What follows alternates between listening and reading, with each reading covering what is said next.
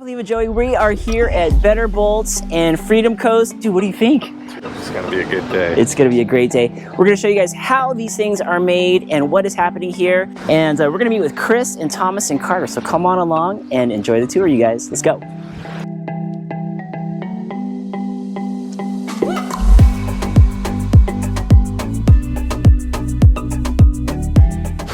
Hey guys, welcome. Come on in. So I'll give you a quick shop tour here. This is our shop. We make all of our products here in-house in Orange County, California. So this is our manufacturing area. We got all of our materials staged here, as you can see, and these are our 3 machines where we build everything. We're gonna walk you through our TRP levers right now. So here's how those are made. They basically start off as a block like this. They get cut into 2 pieces, and then they go in here for the second op, and then they have a third op where they get a tap hole and a slot put in as well. And then we get 1 complete set of levers per cycle. So, wow. How long does it take to go through a whole cycle to get a complete lever? A little under 20 minutes. Dang, this thing's fast. Can you do that in 20 minutes, Joey? Yeah, so right now on this machine we have our mounts. You're calling these our new micro mounts for the rack, but they're also an independent fork mount for your bike.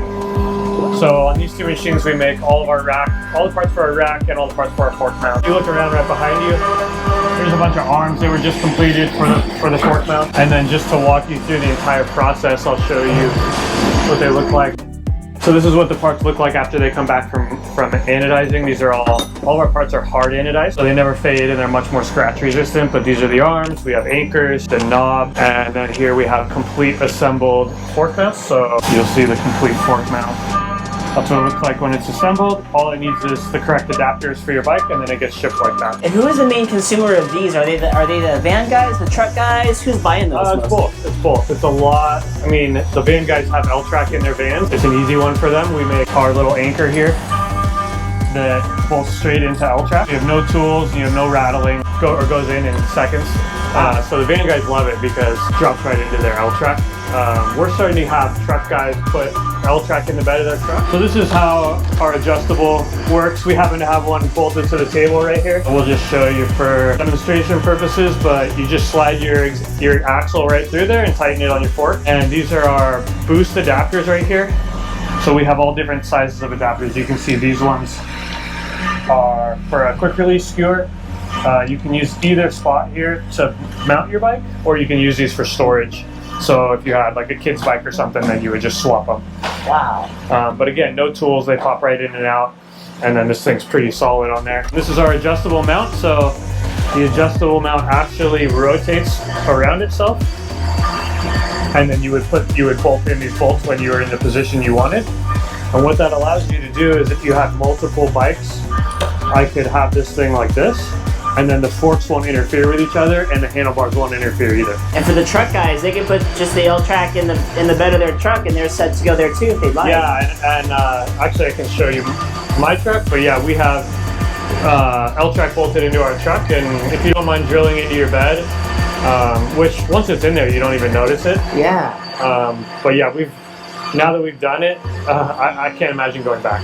That's cool. And you sell the L-track here too, as well? Yes, we sell the L-track. We have so we have all this L-track. This is hard anodized as well to match. So it's kind of like a really cool gray color, and it just doesn't scratch. Nice. And it matches our stuff as well. So we have these in everything from 8 inches all the way up to 48 inches, and then it's custom sizes as well. Joey's over here. He's a kid in a candy store. I'm like, I just want to play with all of them. He wants to play with all the tools. Make sure he doesn't push buttons. Here at Freedom Coast, and the good thing about this is I'm getting some of these sick levers installed on the decoy.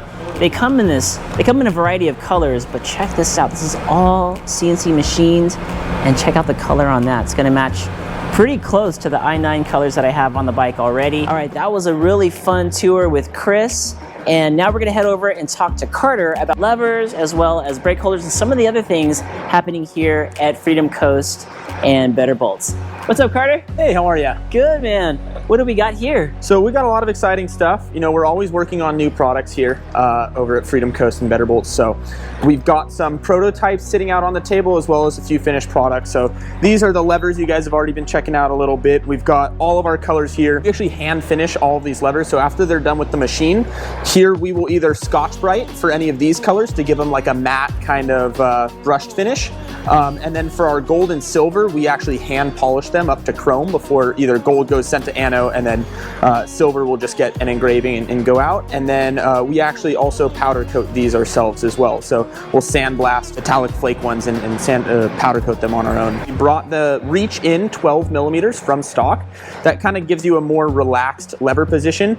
If you kind of try on your own, if you hold your finger straight out, your forearm will feel pretty flexed, and that's what you'll be doing on the stock levers when you're riding down. Your finger straight out to reach the further out lever, you'll be flexing your forearm, and that creates a lot of arm pump. Whereas if you let your forearm kind of relax, you'll see your fingers will come into a more relaxed kind of crook, and that's where we have you positioned with the 12 millimeter reach closer to the bar. Over here, we've got some brake adapters that we've been working on. So this is a +20 adapter right here. We have a few versions that we've been running through. We will have brake adapters for every brake side. And then over here, we've got some stem prototypes that we're working on. This is going to be a really, really cool stem. It'll be like a 80% capture. So the stem will kind of snap into the faceplate. It'll be really, really secure. So those are super, super early prototypes. All right, now we're gonna watch them be installed or learn how to install them. Yeah, we're gonna install these purple levers on these TRPs here. So it's a pretty simple install. You don't need a whole lot of tools. All you really need is a flathead screwdriver, a 2 millimeter, and a 1.5. Sometimes if you haven't taken the brakes off, the levers off yet, you may need a punch. We're gonna use a 4 millimeter and a hammer to help you knock it out. Sometimes you can knock them out by hand, but just to help you out. And then a pick is also helpful. First thing we gotta do is get this little rubber plug out, and that's where the pick comes in handy. That is the pin that we have to knock out. So let's first start with uninstalling the stock lever. So we're gonna wanna spin the adjuster dial until we can see the set screw poking up. So once we get to there, we're gonna take our 1.5 millimeter Allen and undo the bolt on the set screw. You don't have to take it all the way out, just enough for the knob to slide off. And then you'll see the adjuster is exposed. Set the knob somewhere safe. And then we're going to take out, there is a set screw in the front of this lever blade. So to get to that, you want to pull the lever and use your 2 millimeter Allen. You can take this screw all the way out. Just set it somewhere safe because you'll need it to put the new levers back in. So now that you have that pin out, we're ready to press out the main pivot pin for these brakes. I'm going to give it a shot without a hammer, and I was able to get it. So you're just going to press down. It's easy to use like a 4 millimeter hex, something like that, to knock it out. You want to knock it all the way through, and then you'll see that the lever is loose in there. Next step for removing the lever, you're going to take your flathead screwdriver. You'll see a small slit on the end of this silver plunger here, and this is going to be reverse thread. So you're actually going to turn it clockwise, tightening to get the lever off.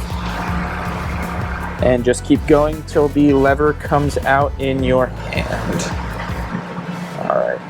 The one thing you want to watch out for here is there's two plastic bushings right here, one on the bottom, one on the top. Sometimes they like to fall out. So just keep an eye on those and make sure you don't lose it. Doesn't look like that much stuff. Now we have to switch a few parts over from the stock lever to the new lever. The levers are ambidextrous, so you don't have to worry about left and right. You're just going to grab one of them. And we're going to press out this little barrel nut right here. And we're going to press it into the new lever. You'll see the plastic sleeve only covers like 90% of this barrel nut. The part that's not covered goes to the bottom. So on the right hand side, that we're doing now, the rear brake, we're gonna put it down towards the bottom. We're gonna press this guy in and center the threads into, so you'll see you'll have an edge that sticks out. That would go to the bottom, so you would do it opposite for the other side. Now we're just gonna reverse the steps. So we come back over here, we put the plunger through those threads, and now we're going to turn the screwdriver counterclockwise, which is to the left, which would usually be loosening. And this is going to...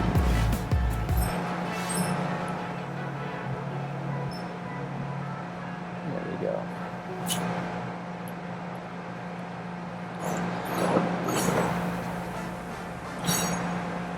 There we go, and then that little flat spot is best to leave pointed straight up. That way it'll make it easy for when you put the knob back on. Now we're just going to press this pin back in. So I'm gonna go from the top. Try to line up the holes. There we go. And then you want it to be flush with the bottom. So it'll sit recessed inside the top there a little bit. That way you'll be able to put that rubber cover back on. But what we're checking to see is right here on the bottom of the lever, it would be about flush with the lever body. Now that that is back in, you can take your set screw that you had taken out of the stock lever, pull the brake lever, and thread this set screw back in. You don't have to go crazy tight on this, just tight enough for it to be snug. All it's doing is holding that pin, which already didn't want to come out on its own anyway, so it does not need to be super tight to hold that in there. And then lastly, for the install, I'm gonna slide the knob back on and tighten that set screw down. Same thing, we do not need to go too tight with this set screw. Now you should have all of your adjustment back. And then last thing would be, if you didn't lose it yet, the little rubber cover. You're all set. It's that easy. That was easy. And quick. It looks good. That's so relaxed. That's nice. And it's nice and trapped in there. Like just the right amount. That feels good. Yeah, that hook's really nice. Alrighty guys, this has been an amazing tour on how everything is made. We're gonna head over here to the Betterbolt side of things, and we're gonna meet up with Thomas, and he's gonna talk to us a little bit more about Betterbolts. What's up, brother? Hey, good to see you. Good to see you too. So what do we have all throughout here? Is this where all the Betterbolt stuff is done? Yeah, this is kind of where it all happens. We got machining over there, customer service with Carter and myself, who you met earlier. Your requests come in if you're not sure what you need, what bolt fits where, you have a bolt issue, you know, everything comes into our ticketing system here. Carter gets you dialed or I get you dialed, and yeah, this is where all the shipping and you know, our delivery happens. We're a direct-to-consumer brand for the most part, work with a couple local shops, but yeah, that's where all the magic happens. Awesome. So when an order comes in, it comes in through this machine right here. And then if you don't exactly know what you want, is there a way to buy like a kit or something for the bike? For like we'll call it a custom bolt kit or the works. You reach out to us, support@betterbolts.com, and we are going to send back a request for 8 specific photos. So you can take a photo of your bike from like rider's view of the stem, your controls, your dropper and your brake, and the other side, your shifter and your brake. The calipers from the side, that way we can see what size adapters you're running. If you've upped your rotor size, we can send a 40 and a 35 or 18s in order to fit your exact caliper, adapter, so on and so forth. A photo of your derailleur, your seat post clamp, and your dropper post. So there's 8 total photos. We know what fits on all the kind of popular bikes, but if it's a one-off bike, a couple more photos sometimes we'll request and have you on your way. We'll send an invoice for the exact amount of just the bolts that you need. It'll come in a little bolt organizer, and it'll get shipped to you within, I think our average shipping hourly is like 10 to 11 hours at the moment from when an order is placed. So. Wow, that's crazy. And I'm looking behind you. It looks like there's like 100 or 1,000 different SKUs. Can you take us through some of those SKUs and see what we got? Yeah, so right now we're at 1,500 SKUs. Wow. We carry 5 colors. So I can kind of run you over here. Here's a lot of our small parts. We organize everything in the system with a letter and a number. And so when the person, when the employee comes to package an order, they'll see, okay, it's 5 count of A270. And when I look at that, I know what every single one of these bolts is because started the company, been doing this for 5 years now. So I know that that's a pod for the new SRAM side of things. But to the average user, this is axis, and this is the new transmission pod. They look very similar, but the thread pitch is different. If you put one of those into the other, you're going to strip out your bolts. Wow. So we know what to send you, and you know, don't just go throwing anything in there without, you know, looking at the thread pitch, looking at the length. All that stuff's really important when it comes to securing parts to your bike and going out for a safe ride. Wow. And all those 270, 269, is that just the same thread pitch but in different colors? Yeah, so it's just kind of our packaging system, but this is all the same bolt across our 5 colors. Oh. So you're gonna have rainbow oil slick, gold, black, silver, and our new color copper that goes really, really good with Kashima coating. Oh, that is And pretty. these are all PVD coated, which is a process that is used a lot in high-end fixtures that are in hotels and high-end homes, and also the golf club industry. So Callaway, Scotty Cameron, Titleist, they will coat the putter heads in PVD, which is, it goes into a chamber and it's sprayed with a micron thin titanium, sometimes depending on the color, but metal coating on the bolt. So it's really consistent from color to color to color. So these were done in different batches, and you can tell our gold is really consistent from batch to batch to batch. Wow. It doesn't fade in the sun, which is awesome, which you can see with some anodized parts. You know, if you leave some old red, if you had, you know, some red hubs on an old bike from the 2000s and it's been out in the sun on your bike rack, stuff starts to turn to pink a little bit. So the cool thing about these bolts, they don't fade in the sun, and they're part of our lifetime warranty on our hardware.